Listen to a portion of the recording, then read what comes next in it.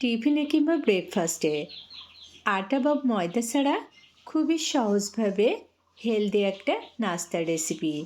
আসসালামু আলাইকুম বন্ধুরা, সকলকে ওয়েলকাম জানাচ্ছি নতুন একটা পর্বে। সকালবেলায় তাড়াহুড়ায় চাইলে কিন্তু খুবই সহজভাবে আজকের রেসিপিটা তৈরি করে নিতে পারো, খেতেও অসাধারণ। আর সাথে থাকছে দারুণ মজার স্পেশাল একটা চাটনি। তো রেসিপি ভালো লাগলে অবশ্যই লাইক দিয়ে পাশে থাকবে। আর যারা আমার চ্যানেলে নতুন বন্ধু, তারা অবশ্যই চ্যানেল সাবস্ক্রাইব করে পাশে থাকার অনুরোধ জানাচ্ছি। তাহলে চলো দেখে নিই রেসিপিটা কিভাবে তৈরি করছি। শুরুতে চাটনিটা তৈরি করব, এজন্য প্যানে নিয়ে নিচ্ছি 1 টেবিল চামচ সাদা তেল।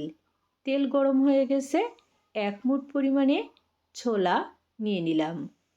আমি এখানে ছোলা নিয়েছি, তোমরা চাইলে কিন্তু কাঁচা বাদামও ছোলার পরিবর্তে নিতে পারো। 2 মিনিট মতো লো আঁচে ভাজা ভাজা করে নিব, যেন এর কাঁচা গন্ধটা চলে যায়।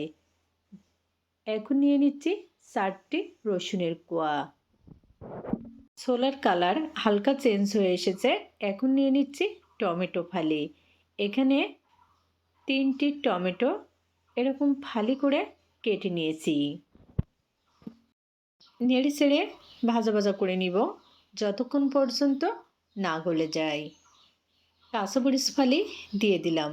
তোমরা চাইলে কিন্তু এখানে শুকনো মরিচও দিতে পারো। 1 টেবিল চামচ আস্ত জিরা, আর টেস্ট অনুযায়ী লবণ, আর 1 টেবিল চামচ চিনি দিয়ে দিলাম। বেশ কিছুক্ষণ মিডিয়াম আঁচে এরকম করে নেড়ে চেড়ে ভেজে নিতে হবে। যত বেশি সুন্দর ভাজা হবে বা টমেটোগুলা গলে যাবে, চাটনিটা কিন্তু তত বেশি টেস্টি হবে। চাটনির জন্য টমেটো কিন্তু এখন পুরোপুরি রেডি, একেবারে গলে গেছে, আর সেই সাথে ভাজা ভাজা হয়ে গেছে, দারুণ সুন্দর ফ্লেভার বের হচ্ছে। তো আর বেশি জাল করব না, এখন চুলা থেকে নামিয়ে ঠান্ডা করে নিব। নাস্তার জন্য এখানে বলে নিয়ে নিচ্ছি সুজি 250 গ্রাম। আজকের এই নাস্তাটা কিন্তু আমি কোনো রকম আটা ময়দা চাউলের গুঁড়ো ছাড়াই শুধুমাত্র সুজি দিয়ে তৈরি করে নিব। এখন এই সুজির ভিতরে নিয়ে নিচ্ছে নর্মাল পানি। সবটুকু পানি একসাথে দিব না, অল্প অল্প করে পানি দিয়ে সুজি ভালো করে মিশিয়ে নিব।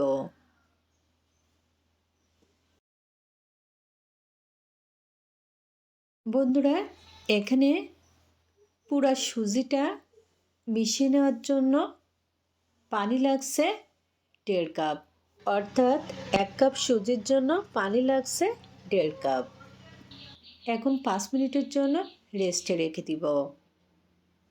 ঠিক 5 মিনিট পরে দেখো সুজি কিন্তু অনেক বেশি ফুলে গেছে, আর সেই সাথে পানিটুকু টেনে গেছে। এর ভিতরে নিয়ে নিচ্ছি আলু, কাঁচা আলু। এখানে মিডিয়াম সাইজের 2টি আলু এরকম ছোট ছোট করে কেটে নিয়েছি। এখন আলু আর সুজির এই মিশ্রণ মিক্সার গ্রাইন্ডারে নিয়ে নিচ্ছি পেস্ট করার জন্য।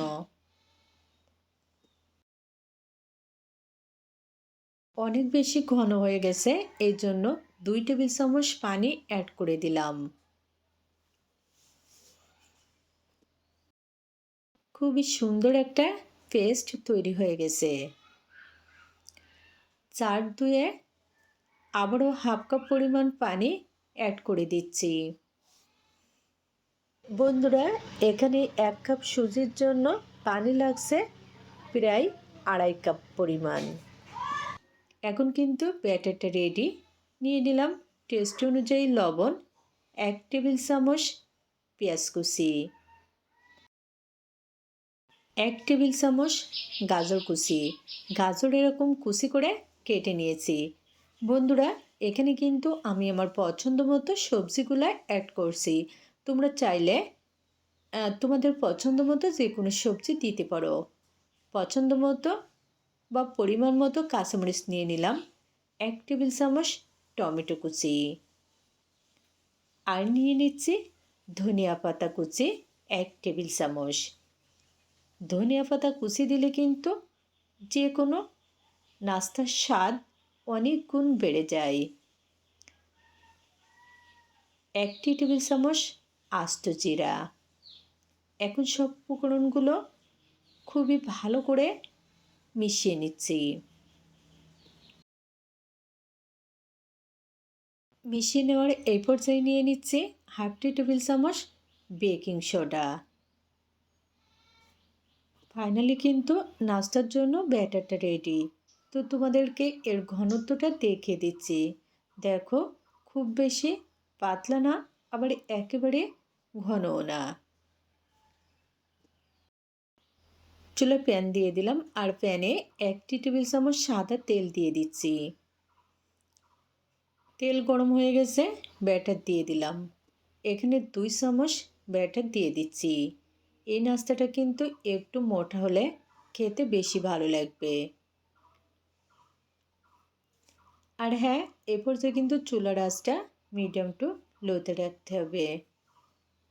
3 মিনিট মতো ওয়েট করব। দেখো, 3 মিনিট মতো পরে কিন্তু উপরটা একেবারে শুকিয়ে এসেছে। এখন উল্টে নিচ্ছি।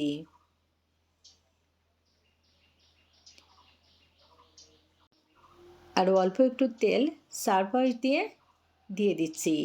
এতে করে নাস্তাটা কিন্তু অনেক বেশি ক্রিস্পি হবে। আর যেহেতু এখানে কাঁচা আলু আর সুজি দিয়ে আজকের নাস্তাটা তৈরি, এর জন্য নাস্তাটা দারুণ টেস্টি হবে। চুলার আঁচটা মিডিয়াম টু লোতে রেখে এরকম 2 থেকে 3 বার উল্টে পাল্টে ভালো করে ভেজে নিচ্ছি। বেশ কয়েকবার উল্টে পাল্টে ভাজার ফলে নাস্তায় কিন্তু খুবই সুন্দর কালার চলে এসেছে, আর সেই সাথে ভালোভাবে ভাজা হয়ে গেছে। এখন তুলে নিচ্ছি। নাস্তা রেডি। এখন চাটনির উপকরণগুলোও ভালোভাবে ঠান্ডা হয়ে গেছে, তো মিক্সার গ্রাইন্ডারে নিয়ে নিচ্ছি পেস্ট করার জন্য। দেখো বন্ধুরা, খুবই সুন্দর একটা পেস্ট তৈরি হয়ে গেছে। এটা কিন্তু এমনিতেই খাওয়া যাবে, তারপরেও একটু ফোড়ন দিব। এর জন্য চামচে নিয়ে নিচ্ছি সরিষার তেল। সরিষার তেল দিয়ে ফোড়ন দিলে কিন্তু খেতে বেশি ভালো হবে। শুকনো মরিচ, আস্ত জিরা আর ধনিয়া পাতা। ফোড়ন রেডি। চাটনির উপরে দিয়ে দিলাম। বন্ধুরা, আজকে কিন্তু খুবই সহজভাবে ব্রেকফাস্ট কিংবা টিফিনের জন্য দারুণ মজার একটা নাস্তা রেসিপি তোমাদের সাথে শেয়ার করলাম। যদি ভালো লাগে ট্রাই করে দেখবে। আজকে আর নয়, অন্য কোনো দিন দেখা হবে মজার কোনো রেসিপি নিয়ে। খোদা হাফেজ।